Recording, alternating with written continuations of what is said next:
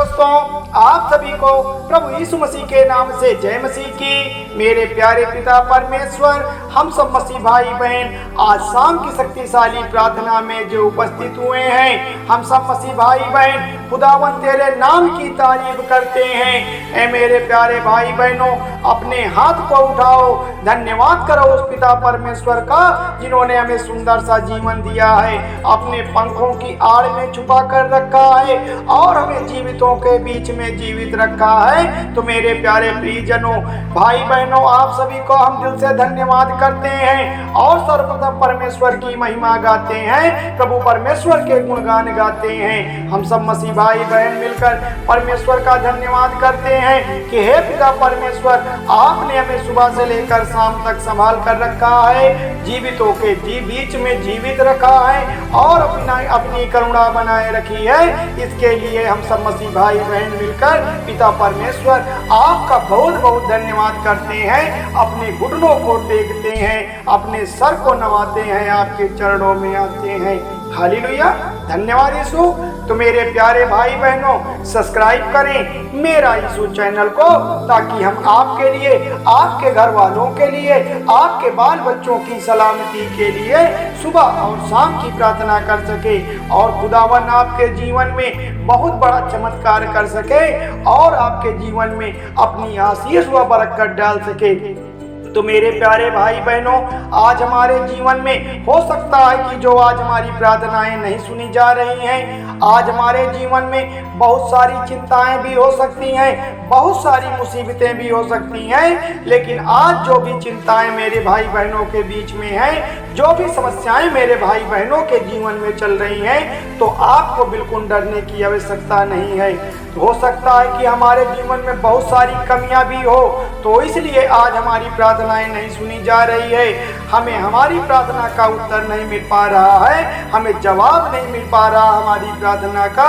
पर मेरे प्रियजनों, प्रार्थना तो हम रोज करते हैं, सुबह और शाम की करते हैं, लेकिन आज हमारे अंदर कुछ कमियां ऐसी हैं जो परमेश्वर हमें बताना चाहता है। यदि उसे हम दूर कर लें, यदि उसमें हम सुधार कर लेते हैं, तो मेरे प्यारे प्रियजनों, भाई बहनों, आज जितने भी लोग, जितने भी मसीह भाई बहन, सबके जीवन में परमेश्वर बड़े बड़े काम करेगा, बहुत बड़ी आशीष देगा, बहुत बड़ी बरकत देगा।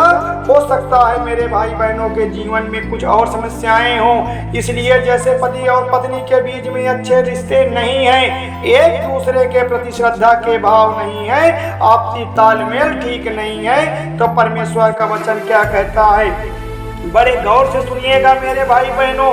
आज की प्रार्थना आपके जीवन में नया प्रकाश लाने का काम करेगी, आपके जीवन को बदलने का काम करेगी। परमेश्वर का वचन कहता है कि मैं आपको उत्तर नहीं दे सकता हूँ, मैं आपको जवाब नहीं दे सकता हूँ। क्यों नहीं दे सकता हूँ? यदि हमारा अपने जीवन साथी के साथ अच्छे व्यवहार नहीं है, मधुर रिश्ते नहीं है, तो परमेश्वर हमारी प्रार्थना क्यों सुनेगा?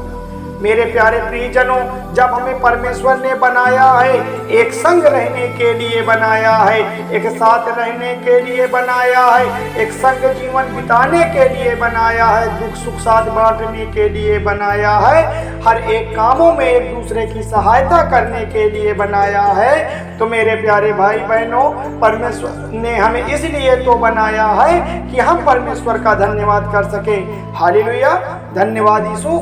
इसलिए आज परमेश्वर का वचन कहता है कि जिस तरह से आज हमारे जीवन में यह बात आपको थोड़ा अचंभित कर रही होगी, परंतु हमारी प्रार्थना इसीलिए नहीं सुनी जा सकती है क्योंकि हमारे जीवन का, जब जीवन साथी के साथ ठीक व्यवहार नहीं रहता है, एक दूसरे का सम्मान नहीं करते हैं, और हाँ, ये पति और पत्नी दोनों के लिए है मेरे प्यारे भाई बहनों, मतलब दोनों के लिए है। ये आज हर एक मसीह भाई बहनों के लिए जरूरी है कि जिस तरह से परमेश्वर के वचन में लिखा है कि यहाँ पे परमेश्वर का वचन कहता है कि हे पत्नियों, तुम भी बुद्धिमानी से पतियों के साथ जीवन का निर्वाह करो और स्त्रियों का निर्बल पात्र जान करके उसका आदर करो, और यह समझ करके कि हम दोनों के जीवन के वरदान के वारिस है मेरे प्रिय साथियों, जिससे तुम्हारी प्रार्थनाएं रुक न जाएं। मेरे प्रिय भाई बहनों, यहाँ परमेश्वर का वचन कहता है कि हे पत्नियों,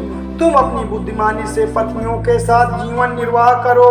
तुम अपनी बुद्धिमानी के साथ अपने पति के साथ जीवन यापन करो और स्त्री को निर्बल का पात्र जान करके उसका आदर करो, यह समझ करके कि दोनों जीवन के वरदान हैं। मेरे प्रियजनों, पापा यीशु ने हमें क्या समझाया है?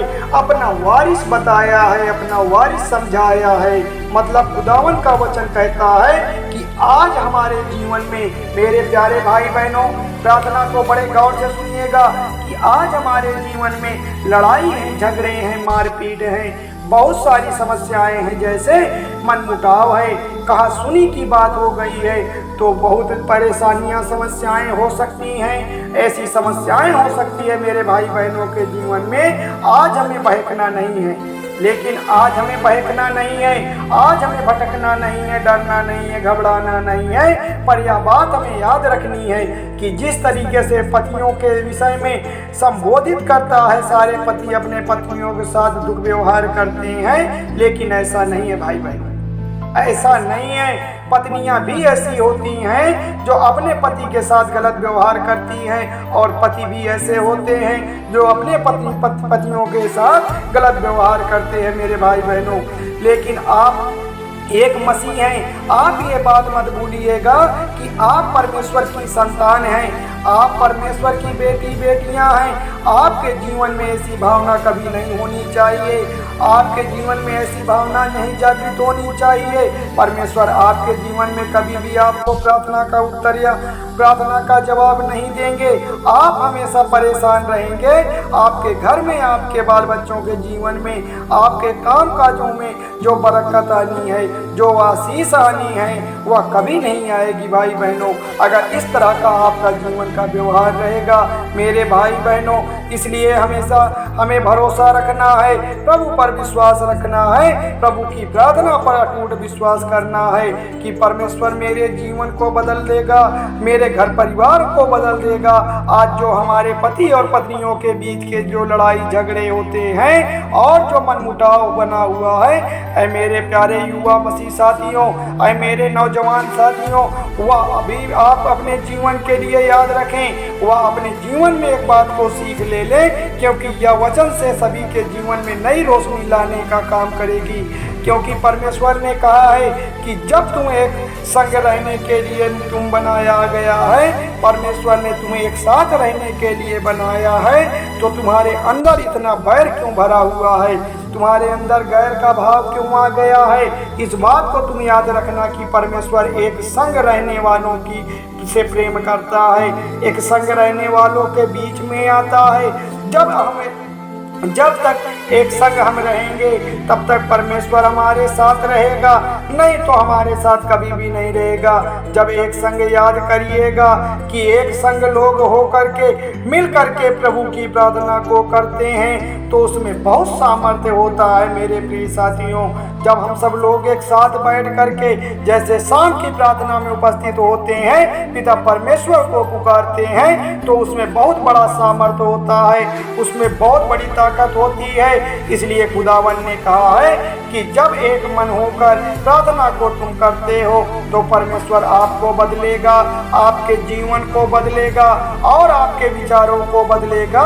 परमेश्वर ने यह भी कहा है कि जिनके घरों में उनके माता पिता शांति से नहीं रह रहे हैं, सुख समृद्धि उनके जीवन में नहीं हो पा रही है, तो उनकी लाइफ स्टाइल कैसी होगी, उनका जीवन कैसा होगा, उनका घर का व्यवहार कैसा होगा। मेरे प्रियजनों, हमें परमेश्वर के वचनों के अधीन चलना है, हमें बड़े बुजुर्गों का सम्मान करना है, उनका सादर आमंत्रण सत्कार करना है, आदर करना है, हमें छोटों से प्रेम करना है, क्योंकि परमेश्वर हमें यही सिखाता है, बाइबल हमें यही बताती है मेरे प्रियजनों। तो मेरे प्रियजनों, आपके जीवन में बहुत से लेकर सुबह से लेकर शाम तक हमारे आने जाने में जो परमेश्वर हमारी मदद करता है, हमारे घर परिवार में, हमारे बाल बच्चों के जीवन में, हमारे काम काज के जीवन में परमेश्वर हमारी जो रक्षा करता है, हमारी सहायता करता है कि हे पिता परमेश्वर, हम आपकी स्तुति करते हैं, महिमा करते हैं, तारीफ करते हैं, बड़ी बड़ाई करते हैं। पिता परमेश्वर, हम आपकी जय जयकार करते हैं। आप हमारा हमारा सलाह डाल हैं, आप हमारी ताकत हैं, आप हमारा बल हैं। हम आपकी महिमा गाते हैं पिता परमेश्वर। आप सारी परिस्थितियों को ठीक करने वाले परमेश्वर हैं। आप हमारे मुश्किल घड़ी में हमारी रक्षा करने वाले परमेश्वर हैं। यदि आज किसी भी भाई बहन के जीवन में दुख है, तकलीफ है, बीमारी है, गरीबी है, तो आज आपको परमेश्वर से बताना है। वही तो सबका सहारा है। वह कैसी भी परिस्थितियां क्यों ना हो, कितनी भी कठिन मुश्किलें घड़ी क्यों ना आई हो, वह सब परिस्थितियों को ठीक करने वाला परमेश्वर है। धन्यवाद प्रभु यीशु, धन्यवाद यहोवा।